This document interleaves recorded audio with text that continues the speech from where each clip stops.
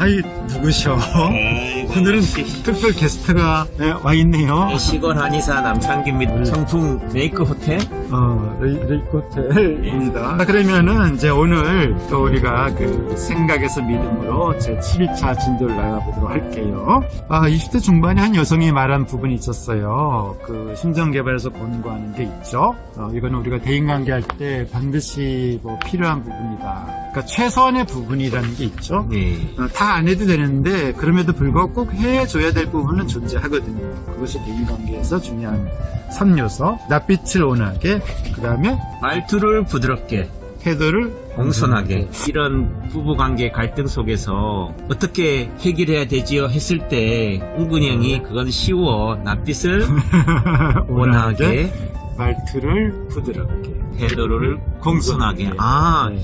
요게 그게 자기 수양의 그거예요. 핵심 요소, 핵심 요소 실천사항인가요, 그죠? 그렇죠. 예. 전 덕분에 이것 덕분에 그 아내한테 요즘 그래도 부싸리는 먹어도 관계 보고는 회복은 좀 빠른 편입니다. 그래서 문제가 생겨도 회복에 걸리는 시간이 훨씬 빨라졌다. 예. 좋습니다. 그래서 이제 이렇게 하는데 이분도 이거 너무 가식적이지 않냐. 이래가지고 친해질 수 있을까. 이 가식을 누군가 다 보고 있을 것 같다. 저도 좀 솔직히 네. 집사람이 네. 가식적으로 느끼지 않을까. 또 저도 제 마음에도 그런 마음을 많이 좀 가졌는데 그건 누구나 다 느끼는 것 같아요. 그럼 누구는 가식이 없냐 이거죠. 그렇죠? 다 이런 가식으로 출발을 하는 거죠. 그러니까 예술 작품으로 말한다면 훌륭한 예술가들도 처음에는 자기 창의적인 작품을 내기보다는 모방을 한다 그러잖아요. 모방부터 시작하듯이 예. 가식은 내 것이 아닌데도 내 거인 척 하는 거잖아요. 모방도 내 것이 아닌데 내 거인 척 하는 그 경향이 있거든요. 그러니까 가식으로 출발하는 거고 가식이 그렇게 나쁜 것이 아니다.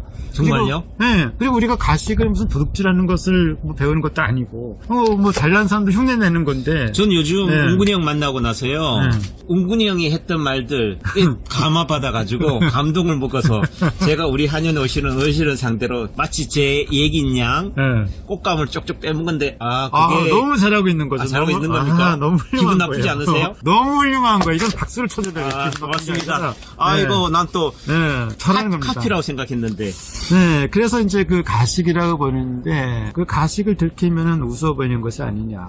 그럼 고치면 되지 않나요? 그럼 가식이 그렇게 기분 나쁘면은 가식을 고칠 수도 있잖아요. 너무 가식적인가? 가식이 나쁜 건 아니지만 너무 가식적으로 할 필요는 없다. 조금 진실성을 좀 보일까? 이렇게 고칠 수도 있는 거 아니겠어요? 그런데 어쨌든 뭐 타인을 존중하고 싶은데 멸시하는 마음이 자꾸 올라온다 이거죠. 이거 도대체 어떻게 해야 되겠냐 이거죠. 우리가 이런 갈등 느끼죠? 그럼요. 내가 하는 말 또 내가 하는 행동이 나한테 다른 사람은 두 번째고 나한테 정말 유익한가 이걸 한번 살펴보자는 거죠. 그래서 그것이 나한테 유익하다는 믿음이 올라오면은 나 좋은 일인데 왜 안 하겠냐 이거죠. 근데 우리가 여기서 이제 고민을 하는 게 있었잖아요. 근데 나만 좋으면 뭐해? 다른 사람의 피해가 되면 안 되는 거잖아. 그렇죠? 예. 네, 여기에 대해서 고민을 하잖아요. 그거는 악이잖아요. 나는 좋은데 너는 피해가 돼. 그럼 이걸 가지고 우리가 세상에서 계도할 수 있는 철학이 되는 건 아니잖아요.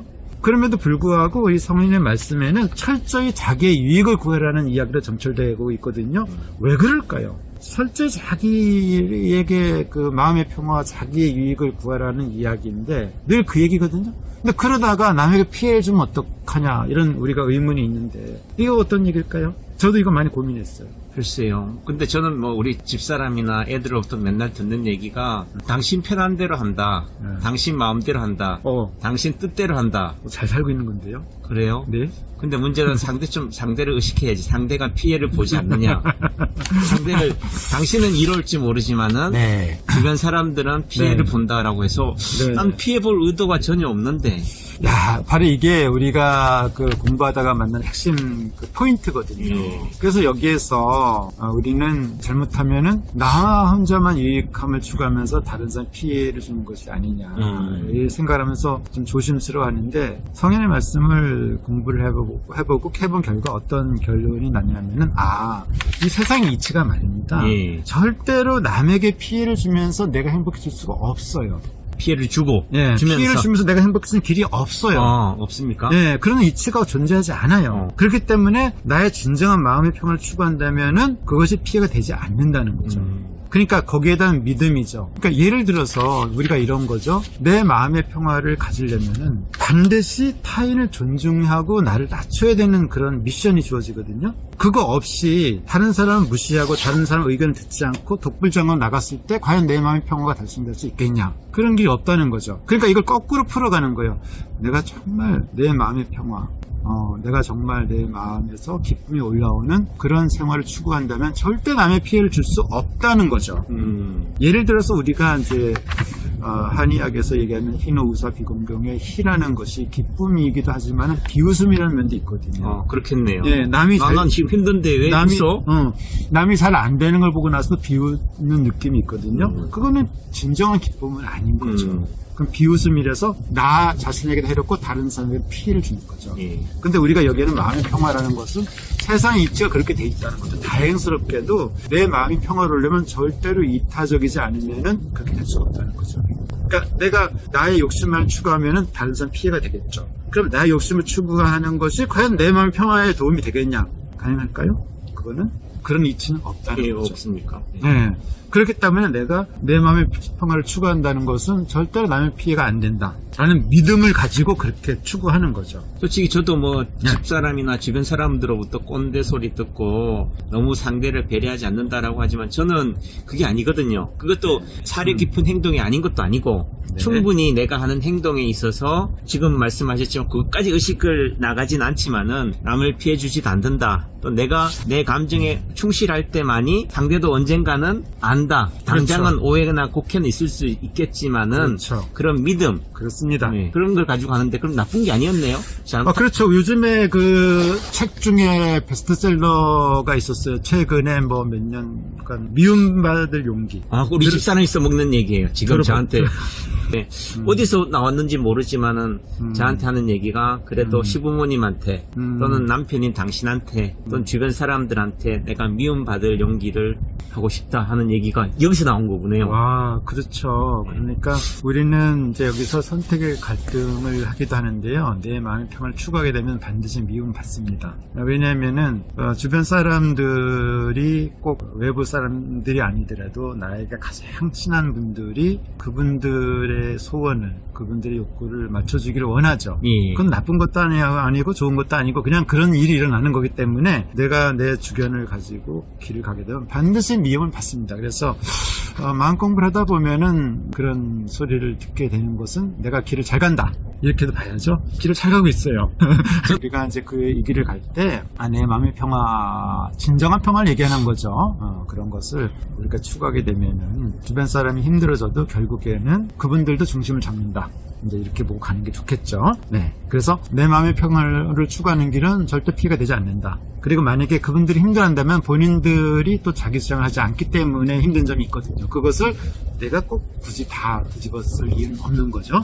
자, 그래서 우리의 생각은 갈고 닦지 않으면 때가 끼고 유익하지도 않은 생각에 자꾸 빠지게 되면서 그런 행동을 한다는 거죠. 그래서 그 성인의 말씀에 내 생각을 비춰봐서 타인들과의 소통 속에서 그 찌꺼기를 걸러내자 이런 얘기를 하는 거죠. 그래서 내 생각이 좁게 되면은 내 모든 문제들이 커 보이잖아요. 여기 도표에 있듯이 내가 생각이 좁으면 내 삶을 감당하기 어려워지고 그런데 내 생각을 키우면은 삶은 상대적으로 적게 보이잖아요. 그래서 문제가 해결된다는 거죠. 그래서 우리가 이걸 이제 내 좁은 생각은 감각이, 넓은 생각은 깨침이. 그 깨침에는 믿음이 있는 거죠. 그래서 내가 생활하고 내가 행동하는 거에 대해서 내가 선하게 사는데 내 마음의 평화를 추구하면서 내가 수양을 하고 나를 낮추고 그 다음에 타인을 존중하고 이렇게 살아가는데 어떻게 내가 과연 잘못된 길을 가느냐. 그리고 이렇게 가면은 나도 평화로워지고 주변도 나아질 것이다. 강력한 믿음이 있는 거죠. 그 강력한 믿음이 있기 때문에 웬만한 주변 사람들의 그런 미움과 원망으로부터 끄떡없이 나갈 수 있다는 거죠. 그러면서 여기 또 이제 20대 후반의 직장 여성 얘기가 나와요. 왜 사람들 나를 무시하냐 이런 얘기가 나옵니다. 그래서 묻는 것이 진짜로 무시를 할까요? 이렇게 물었어요. 그러니까 진짜 무시하는 거 맞아요. 내 눈을 바라보고 내 이름을 함부로 부르고 뭐 욕설도 하고 그랬겠죠. 그 표정 보면 느끼잖아요. 무시하는 것 같고. 그래서 이제 한번 다시 여쭙게 없겠다고 물어본 이야기가 이 지구와 우주를 무시할 수 있는 사람이 있을까요? 없잖아요. 그죠? 그러네요. 지구와 우주 어떻게 무시하나. 근데 우리가 소우주 아닙니까? 내가 나를 공부해서 내 가치를 알고 보면 내가 소우주라는 거. 간단하잖아요. 내가 존재하지 않으면 이 우주가 존재하는데 무슨 소용이 있겠어요? 그러네요. 그죠? 내가 존재하니까 이 가치가 있는 거잖아요. 그 자체만으로 소우주고. 실제로 우리가 그 인체 자체가 정교한 하나의 우주의 그 생명 시스템과 똑같잖아요. 예. 그런데 어떻게 그런 것이 무시받을 수 있는 거죠? 예, 그래서 이런 것이 바로 뭐냐면 내 생각이 크게 작다.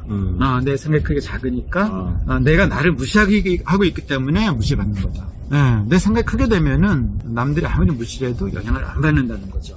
내 생각이 클수록 그런 일이 생겨도 문제가 근데 또 없다. 실제적으로 내가 무시당하는 건 상대가 나를 무시하는 게 아니라 내 마음이 그렇죠. 뭔가 나를 무시하고 있다가 누가 하니까 거기에 반응을 예. 하는 거죠. 그러니까 나조차도 인정하지 나를 인정하지 그렇죠. 못하니까 그렇죠. 그런 경우가 많아요. 핵심이 바로 그거죠. 그런 경우가 정확한 거죠. 내가 나를 무시하고 나를 폄하하기 때문에 누군가 폄하하면 내가 동의를 해주는 거죠. 그러면서 내가 버럭거리는 거죠.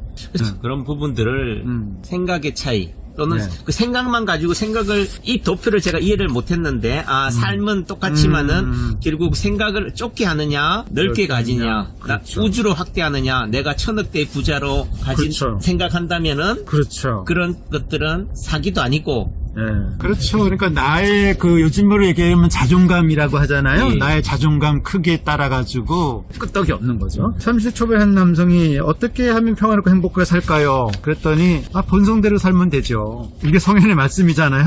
정말 그럴까요? 정말 본성대로 살면 그럴까요? 근데 이것은 우리 역사가 이미 검증을 했어요. 몇천 년 동안. 만약에 그런 우리 성현들의 말씀 멀리는 우리 노자, 장자, 공자, 맹자, 석가모니, 예수님도 그렇죠. 그리고 그 이후로 우리 태계 선생님, 율곡 선생님, 허준 선생님까지 다 같이 그렇게 얘기를 했는데 이것이 가짜라면 벌써 없어졌겠죠? 왜 이렇게 지금 이 순간에도 찬란하게 빛이 나는 걸까요? 진실이기 때문에. 그러니까 이거는 그냥 우리가 믿고 갈 수 있는 어떤 하나의 명제다.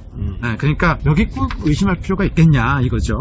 그래서 이런 것을 이성이라고 보기도 하고 우리 마음 구조를 봤을 때 인의예지 이렇게 봤는데 이게 어려운 얘기는 아니고요. 인은 이제 존중하는 거, 인정하는 거, 의는 반성하는 거, 또 좋은 경계심, 예는 양보하는 거, 그 다음에 겸손한 마음, 만족할 줄 알고 감사할 줄 아는 거. 이 네 가지 마음을 가지고 살게 되면은 나는 잘 될 수밖에 없다. 내 마음의 평화도 얻을 수 있고, 이 가는 과정에서 다수의 주변인들이 불편을 하더라도 그걸 넘어가서 가다 보면은 다시 그분들도 이 수양의 길로 접어들면서 결국에는 모두가 해피해질 수 있는, 할 수 있다는 이제 시스템이라는 거죠. 한 청년이 또 말했네요. 20대 청년이 예의 없는 사람을 보면 화가 나는데 그런 사람들이 많아서 사기가 힘들어요. 그런데 만약에 진짜 그렇다면은 우리는 정말 세상 살기가 어려울 거예요. 하지만 분명히 우리 세상에는 그런 왜곡된 환경보다는 철저히 예의 중심으로 가고 있거든요. 요즘 우리가 방송도 많잖아요. 공중파 방송도 있고 또 케이블 방송도 많은데 거기에서 가장 중시하는 게 뭐겠어요? 예의거든요. 출연자분들이 예의를 지키지 않으면 그냥 출연 안 시켜줍니다. 예의가 없는 사람은 설당이 전혀 없어요. 방송국뿐만이 아니라 어딜 가도 그분들 안 놀아줘요. 안 끼워줘요. 이미 우리나라는 선진국이 되고 문명도 선진되고 있기 때문에 그래서 이 청년이 겪었던 것은 아마 힘의 논리가 잠시 지배했던 중학교 시절 잠시 아이들이 힘으로 그거는 우리 인생에 정말 100분의 1도 안 되는 그런 순간을 겪었던 거지. 우리의 삶은 선해지는 사람들이 더 땅이 넓어지고 그런 사람들이 힘을 써준 세상으로 이미 변모했다. 이렇게 저는 이렇게 파악하고 있습니다. 저는 비가까운 예의로 우리 황우 원장님을 보면은 역시 열심히 정도를 걸어가고 했던 모습들이 결국은 빛을 발하는구나. 세상은 포기하지 않는구나. 산 증인이지 않을까 인정하시나요? 제가 미움을 많이 받습니다. 그렇습니까? 미움을 받을 용기를 가지고 지금도 살아가고 있습니다. 또 어떤 한 분의 고민을 더 들어볼까요? 나는 차도 없고 배우자도 떠나갔고 돈도 없어. 근데 나에게 무슨 희망이 있겠냐 이거죠. 이렇게 얘기를 했어요. 가능성 열어보는 거죠. 그래서 과연 돈과 차와 배우자를 제외하면 내가 가진 것은 아무것도 없는 걸까? 그 세 가지 지금 없다고 해서 앞으로 가질 기회가 없다고 단정할 수는 없지 않은가? 그렇죠. 굳이 단정할 필요는 없다는 거죠. 그것만 가지고 있지 않은 건데 그 기회마저 없어진 건 아니다. 그래도 가진 게 있다는 거죠. 그 기회를 가지고 있고 또 가능성이 열려있다. 그 믿음이라는 영역은 뭐든지 늘 무한한 가능성을 가져간다는 거죠. 어디에 떨어지더라도 내가 가장 어려운 자리에 떨어지더라도 거기에는 솟아날 구멍이 있다. 이런 믿음을 가지고 있다면 그 사람은 살아가는 게 아무리 힘들어도 새로운 길을 찾아내고야 말지 않을까요? 남 박사님 어떻게 생각해요? 뭐, 저한테 제 문제로 이게 하면요. 저는 뭐 늘상 뭐 힘들고 어려운 과정의 연속이었는데 그 과정에서 아니, 지금 잘 나가지 않습니까? 남들이 볼 때 그렇지. 아니, 우리 남 박사님은 환자도 조선시뿐만 아니라 전국에서 톱에 해당되는 환자를 보고 계시고 건물도 큰 걸 짓고 계시고 모난돌이 이렇게 잘생기시고 모난돌이 좀 박사님이시고 만든다는 게 그런 부분들이 있는데 가정도 좋은데 그런 지금 과정 무슨 말씀하시는 속에서 겁니까? 이제 주변 사람들 특히 아내랑 하다 보면은 맨날 하는 얘기가 돈 문제 해결이 돼요. 귀착이 돼요. 그래서 근데 예전에는 네. 그 돈이 없기도 하지만은 네. 또 그 돈이 아까워서 네. 또 이렇게 됐지만 요즘 들어서 느끼는 거지만은 아까 차도 없고 뭐 네. 다 떠나간다 하더라도 떠나가도 떠나가는 게 아니다. 또 내 이런 과정을 통해서 결국은 내가 연단 받았고 시험 받고 이런 걸 통해서 내가 자신감이나 해결할 수 있는 능력을 키운다는 의미 속에서는 좀 표현이 그렇지만은 지금 마음 같아서는요 없으니까 있다고 생각했으면은 없대요. 뺏긴다라고 생각하겠지만은 네, 이건 지금은 현실이에요. 네. 줄 게 없으니까 다 가져가라 라는 마음이 되더라고요. 근데 와. 그게 저는 그 부분이 과연 어떻게 될까라는 부분들인데 해동내도 좋지만 달동내도 괜찮다. 이 마음 네. 세탁소를 통해서 내가 완전히 비워질 때 우리가 말하는 본성 참나가 채워진다. 공허할 때 충만함이 온다라는 이 내용이 저는 되는 것 같아요. 그러니까 지금 이 독자분도 나는 지금 처한 현실이 너무 암담하니까 라고 하지만은 결국은 그런 마음이 되면은 떠나가도 떠나간 게 아니다. 언젠가는 또다시 돌아온다. 우리가 이제 외적으로 보이는 현상들을 추구하면은 우리 남 박사님이나 저나 괜찮게 잘 나가는 사람들이에요. 예, 외적으로 봐서는 저는 베스트셀러 작가 아닙니까? 우리 남 박사님 한의학 박사님에다가 환자 가장 많이 보는 한의원이고 하지만 우리가 실체를 공개하면 우리 가난하게 느껴지는 거예요. 그렇죠. 근데 이게 그러면은 너희들은 뭐냐라고 물을 수 있는데 그것을 너희들은 뭐냐라고 묻기 전에 나는 무엇이라는 거 물어봐야 될 것 같아요. 왜냐면은 우리가 그 소위 천학대 자산가들 있잖아요. 그러면 우리 그분들 만나면 나 이제 충분히 행복해라는 분들이 별로 없어요. 대부분 더 만들고자 하거든요. 그런데 왜 그럴까지만은 그 왜 그럴까 나한테 적용해 볼 수가 있어요. 왜냐면 우리는 지금 수학적으로 0%에서 우리 인간으로 태어났거든요. 이미 엄청난 대박이 터졌어요. 그리고 우리가 이거를 재산으로 환수를 해보면은 돈으로 환산할 수 없는 몇 경의 재산을 이미 가지고 있거든요. 근데 우리 헤매고 있잖아요. 근데 요즘 전 재산이라는 게 돈으로 따질 수 있는 게 아니라 우리 황군구 원장님 또 신갈랩 선교사님 이런 분들을 만나는 게 정말 인연이다. 또는 운명이다. 또 이게 재산이다. 네. 아까 천억대 재산가를 저는 네. 만나지는 못했어도 네. 마음이 천억대 몇 경의 분들을 제가 만나니까 저도 덩달아서 네. 엄청난 재산가인 것 같아요. 아닌가요? 그렇죠. 맞죠. 나 자신이 이미 그러고 있는 거예요. 그러니까 우리는 이런 생각을 쉽게 해요. 그렇게 천억대 재산가들 몇백억 아니 몇백억도 필요 없어. 수십억만 가지고도 나 행복하겠어라고 얘기를 하죠. 그리고 왜 그렇게 살까 하지만 내가 그렇게 살고 있는 거예요. 내가 그렇게 살고 있다고요. 내가 의심하는 저 사람 왜 그렇게 많은 재산을 가지면서 왜 저렇게 힘들어하지? 라는 것을 내가 하고 있는 거예요. 내가 그 이상 가지고 있거든요. 내 생명이라는 거, 내 몸이라는 재산, 아직까지 젊음.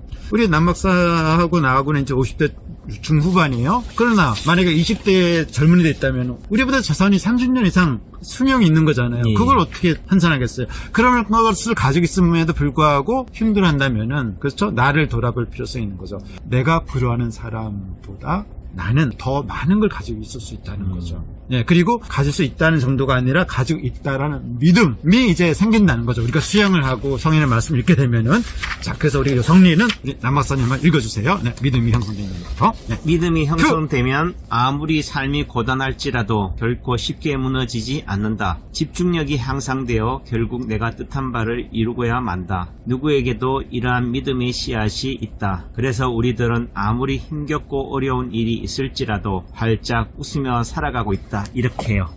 좋습니다. 나만의 생각에서 벗어나 탐과 사람에 대한 크고 아름다운 믿음을 얻는 것이 마음 공부의 핵심이다. 자기를 수양하면서 꾸준하게 선한 생활을 하다 보면 자연스럽게 굳건한 믿음이 형성된다. 그러한 믿음은 외부의 영향을 받지 않기에 깨지는 법이 없다. 참된 믿음은 우리 삶의 토대요 희망의 어머니다. 믿음을 얻게 되면 걸릴 것 없이 편안해지는 거죠. 그래서 우리가 공부를 하면서 이런 당찬 믿음을 가지고 한번 살아가 보는 것 어떻습니까?